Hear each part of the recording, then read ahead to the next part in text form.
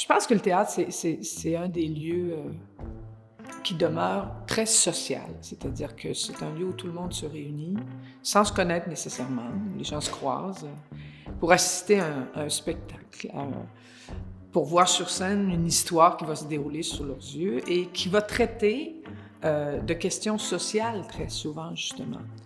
Soit par une critique de la société dans laquelle on vit, soit par une dimension historique de la société dans laquelle on vit, d'où on vient, soit des fois juste pour se faire raconter une histoire et d'être touché par cette histoire-là des humains qui se débattent avec leurs malheurs, puis leurs joies, puis toutes les choses qui traversent, qui vivent.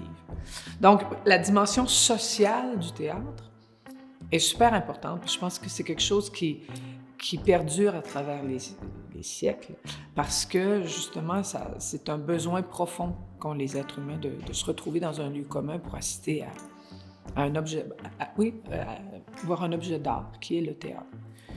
Il y a la dimension politique aussi. Au théâtre, il y a toujours eu cet aspect-là de citoyens qui s'adressent à d'autres citoyens pour dire voilà qui nous sommes, comment on évolue, comment on se débat avec certains aspects de la vie.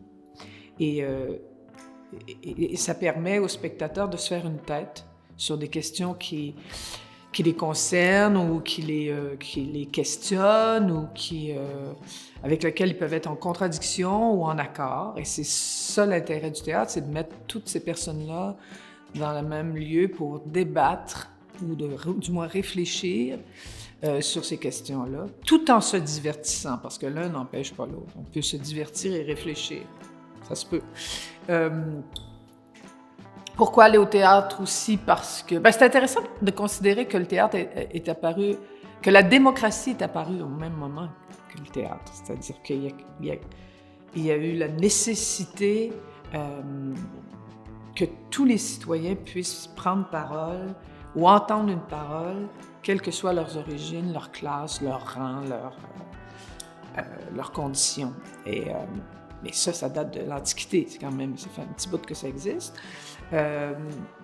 Donc, c'est intéressant de penser que le théâtre est aussi un lieu de démocratie, où la démocratie s'exprime.